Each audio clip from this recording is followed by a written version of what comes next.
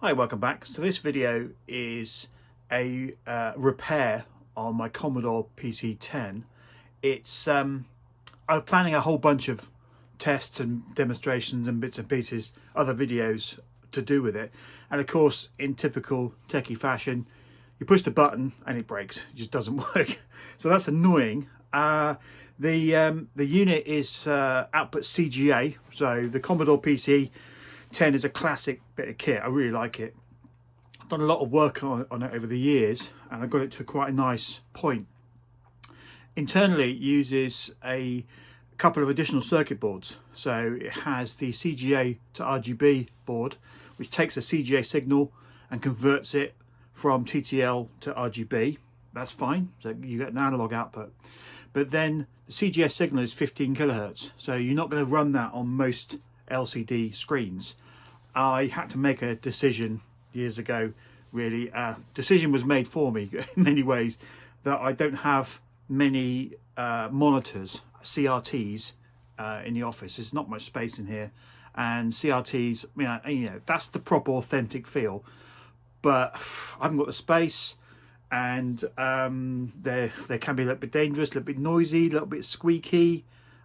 Ears can be a bit sensitive to that sort of thing. So really, yeah, I needed to keep with LCDs. So not as authentic, but hey, they give you a lot more flexibility, a lot more space, use less power, all that good stuff.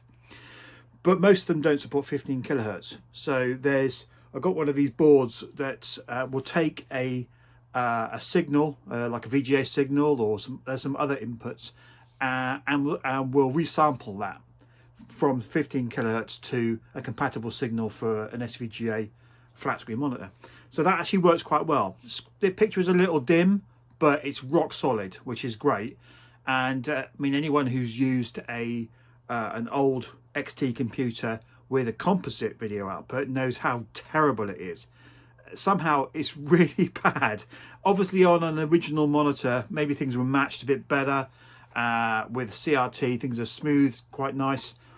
But when you're looking at that with the harsh reality of an LCD screen, all the artifacts are there, all the color blending and stuff. It just doesn't look great. So anyway, where we are with the Commodore, with those two boards, I actually installed those internally in the case. There's enough space just to put that in there. The problem is I had to have two external adapters, one 12-volt power adapter and one USB 5-volt adapter. 5-volt for the little board. That's actually the thing that broke. It has a micro USB connector on the bottom of it, and because I was a bit ham-fisted, I moved it too much, and the cables were hanging out the back. It pulled the connector, and micro SD being so crap, micro USB I should say, being so crap, it just damaged it. It doesn't take much, and it was my fault, so fair enough. But that's prompted this video now to me to actually fix it up and make it neater. I always wanted to try and improve things, because I didn't like the fact that it had to have external cables floating about and power supplies and all the rest of it. So yeah, that's now a lot better. So let me know what you think. Right, let's get on with it. Cheers. Hello, welcome back. We're going to take a look at an adapter here, which is a CGA to RGB level shifter. So it takes essentially a TTL signal and converts it to an RGB signal, and there are various switches and stuff like that, but I've been using it in my Commodore PC-10, and essentially this connects to a device, a board that then converts it from RGB signal 15 kilohertz to SVGA, so I can plug it into SVGA. Essentially so CGA goes in there, we get an RGB signal 15 kilohertz coming out of here, and then from there you go to this other board which converts from 15 kilohertz to VGA signal. So I can use flat screens and stuff like that. So this is all fine. It used to work perfectly.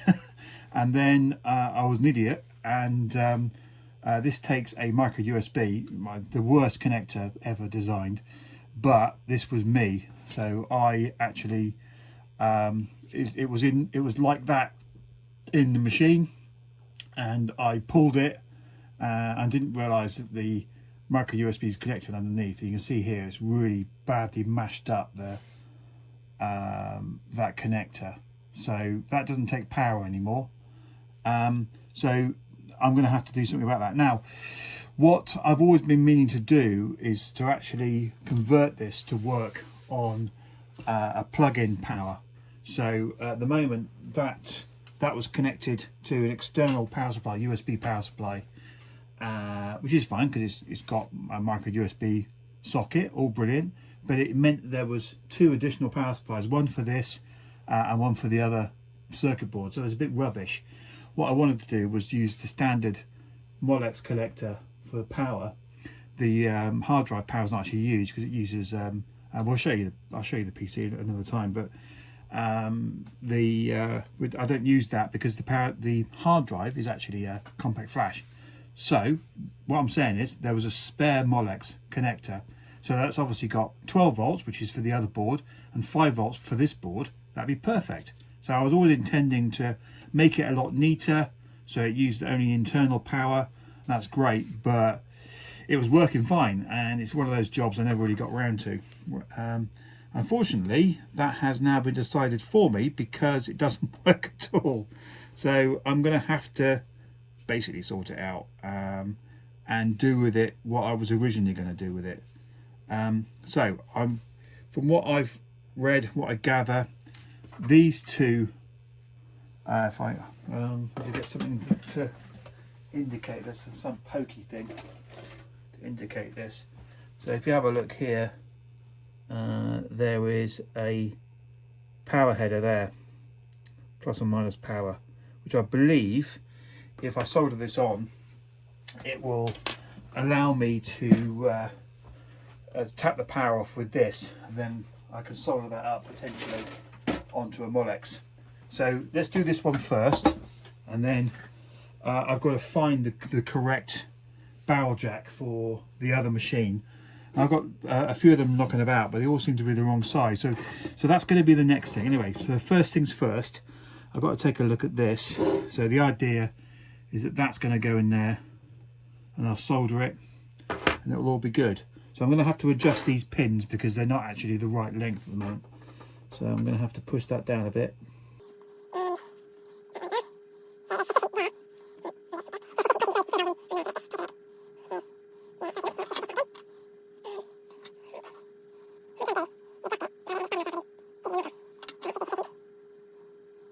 point out that it's still the wrong length on there. I think actually they're the wrong length, and that's what's.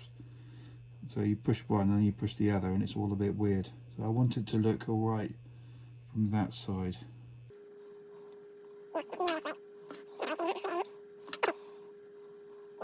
So that should be sufficient. So if I do that there, I might be able to use that to hold those in place. Oh no, it's going to be right in the way. Let us use this plug here.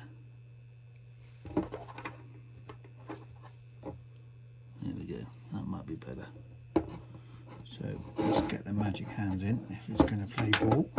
So twist that around a bit, and then hold that in there, hold that in there. So the theory, at least, is to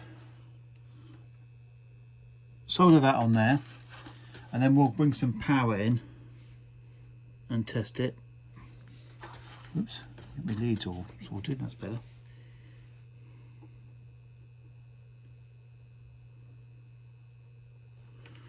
That's one.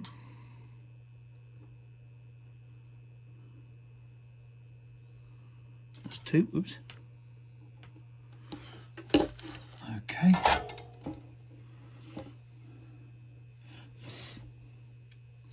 So now we've got the power connector there. So we'll just get this lined up. Well, actually, we've got to sort these ends out first. So let me do that.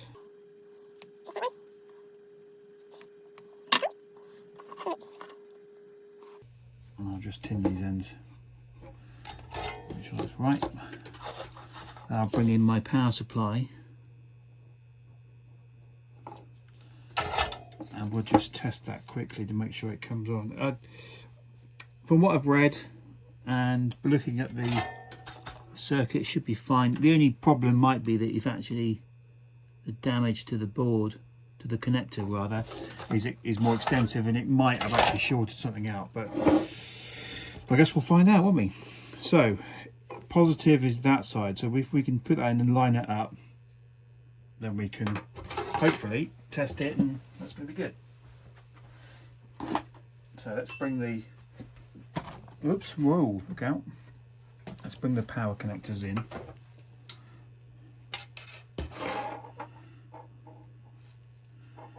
Now I can't remember whether, I think there's an LED indicator on it, but I'm not 100% sure. So it might be that you turn it on, nothing happens.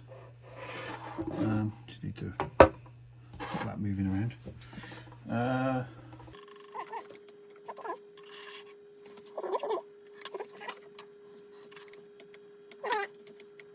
Yeah, as I say, I'm not sure whether there's a LED indicator on there or not. So it might not be possible to see it until I've rigged it all up. I thought there was an LED. Right, so the next step is to get a Molex connector. Alright, back in a sec.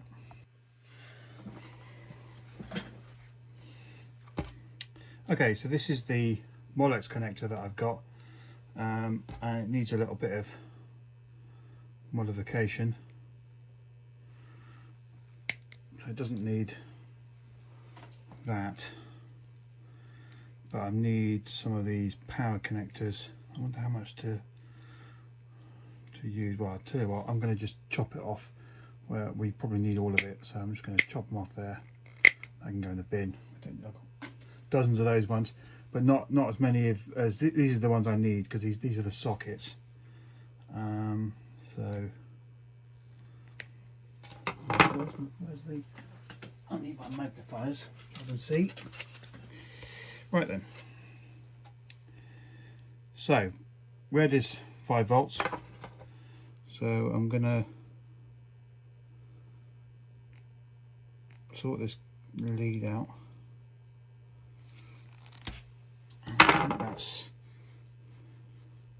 I mean, these are massive connectors compared to what I need. These are tiny ones, but hey, I'm gonna they're gonna have their own ground, because they might as well. So let's do this one first. Just gonna tin these leads a bit.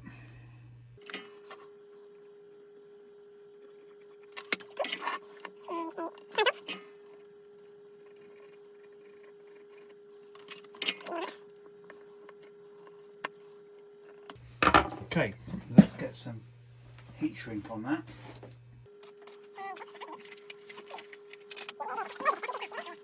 It's having loads of this stuff, and it's weird because it all seems to disappear when the very moment you need it. But so I need stuff that's a bit bigger than I would normally want to use. That's because this cable is fairly large. Well, maybe even that's too big actually.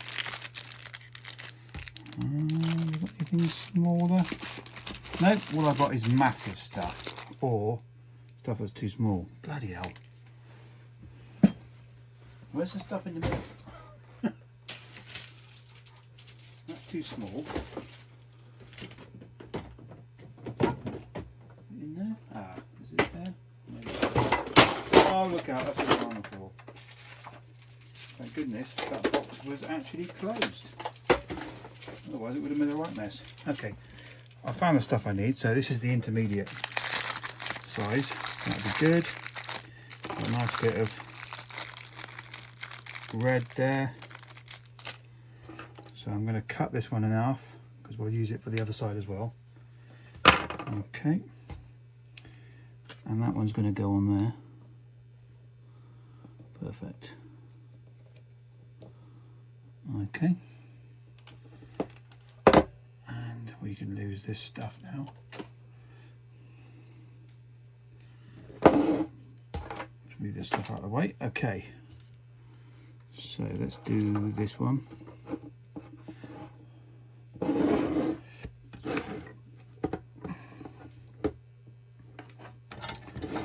And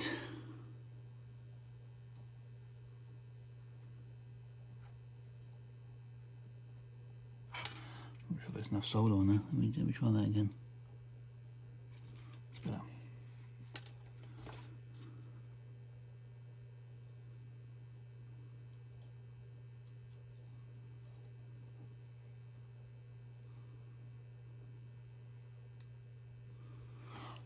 Okay.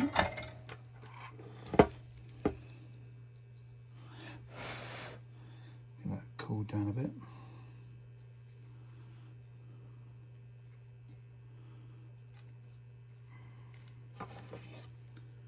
No, that's not worked very well. Hang on.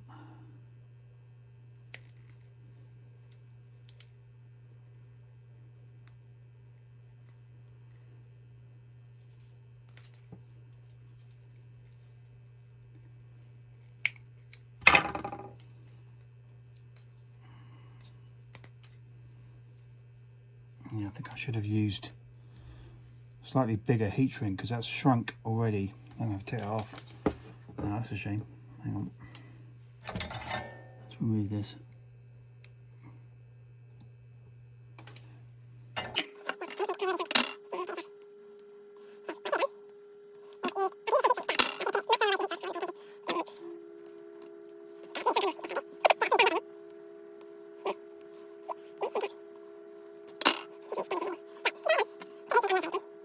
There we go, that's better.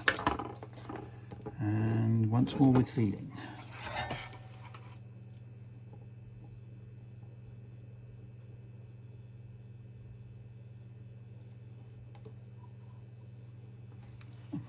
Trim that a little bit. That's a little bit too big, that one.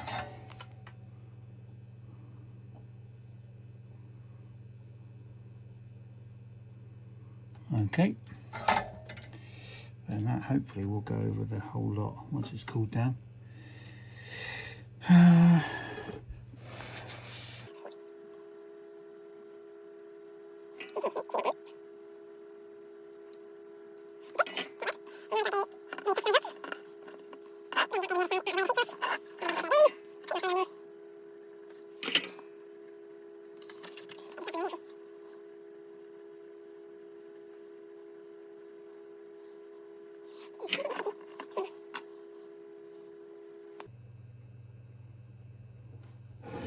Okay, so hopefully that will provide the 5-volt feed.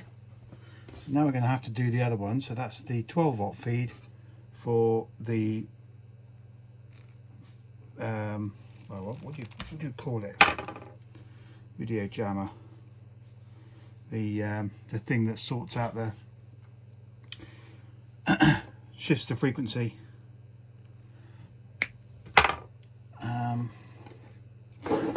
Yeah. Let's get that properly. This pin has come out a little bit, so I'm going to have to sort that out.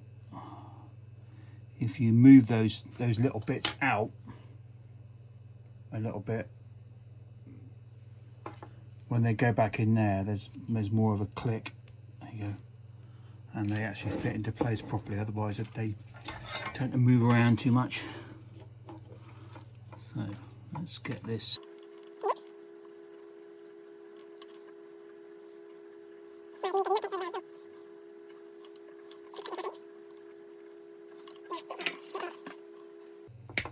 Okay, so let's do the positive first. Let's do it on the other one. So this is the other lead I've got, which is the barrel jack. So I've got to try and figure out. I'm going to keep this reasonably long, this one, but I need to figure out which is which in terms of polarity.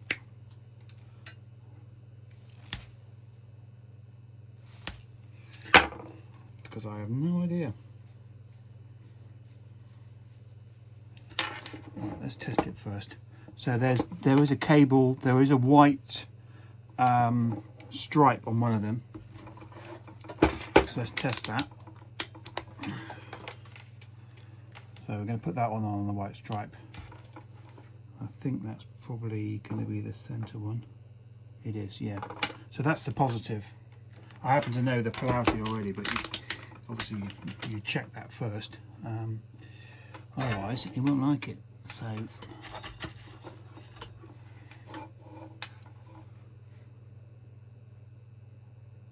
well, that is a lot better. It's actual copper cable. It takes solder immediately. It's much better. Okay, so let us put find the right one. So that is positive. I'm going to trim the lead back a little tiny bit, and that one a little tiny bit, and then this is going to go in there, and we're going to go on there.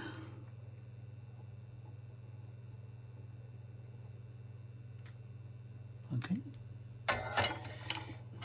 and that goes there. Work it on, and that's going to be good for that one. Okay, and then this one. Have I run out of? Oh, I've run out of stuff. It's a bit more heat shrink. Okay, I might put the heat shrink on there actually, because it's. No, I won't, because I had problems before, didn't I? This takes heat, and this takes solder a lot better as well anyway, so it's not as steady.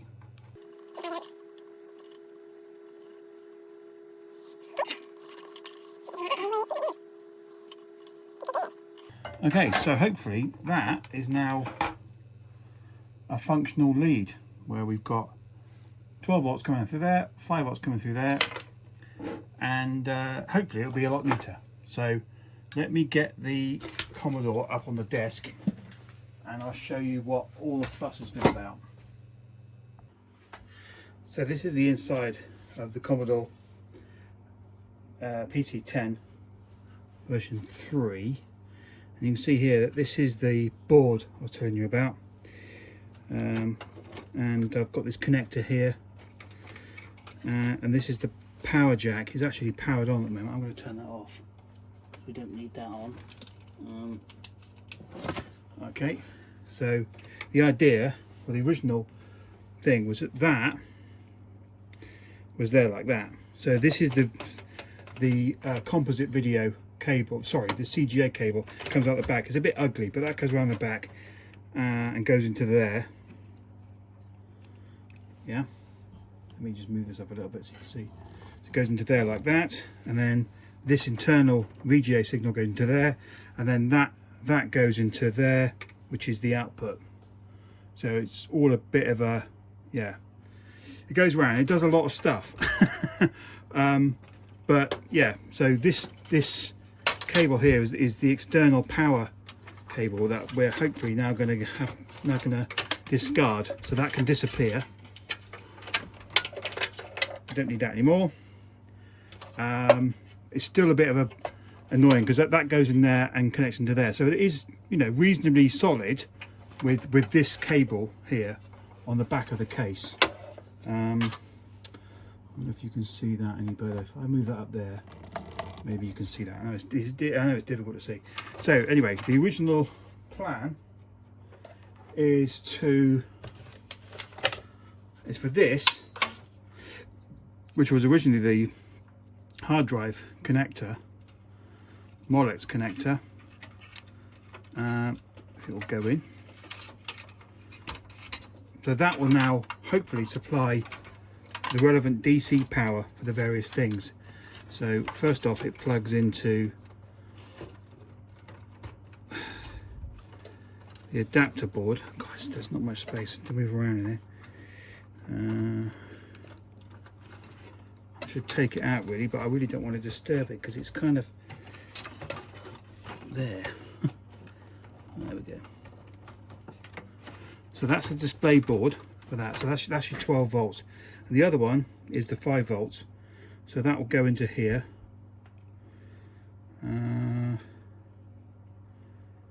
That way round. Let's just double check that a minute. I'm pretty sure that's right. Like I say, it didn't light up before, but I don't think it did. I'm not sure. I can't remember. Anyway, so that will then go into there. So this side, fortunately I haven't got a shorter VGA cable, but this side goes into here like that.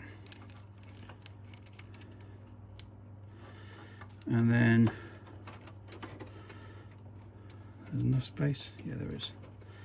That one goes to there like that on the back of the case, and then we use the other side of the VGA cable, I keep calling it VGA, CGA cable, to, which way around is that? It is that way around. I think I've lost I've lost the thing there. It needs to go in. Ideally you need both of those. Okay, so if it goes that, maybe it should go that way round, so the circuit board is not going to touch anything metallic. That'll be a good thing. So that then goes in there like that, and then we can do this up. And it's not perfect, but it provides some level of mechanical thing. So that's, that's not going to move around too much. So we've got the power in there. Hopefully now this PC will be entirely self-powered, so I don't need the power adapter, and the USB is no more, don't need that. So I've got the right stuff on there. Let's see. So that's come on, which is good. Don't know about that though. This might be broken. I might have. No, it's working. Fantastic, brilliant. That's really cool. So there was no lights on that after all. So if I lift you up here, you see now you've got the. Oh, I can't see anything without a ring light on. Hang on. So that's the VGA signal. So that VGA signal there is CGA from the back of the monitor, the back of the PC, through that level shifter there from CGA to RGB, to the frequency shifter there, and then back out via that cable to SVGA. Perfect. It's much neater. So now I can put the case on, and it will all be neat and lovely. Cool. Nice one. See you next time. Cheers.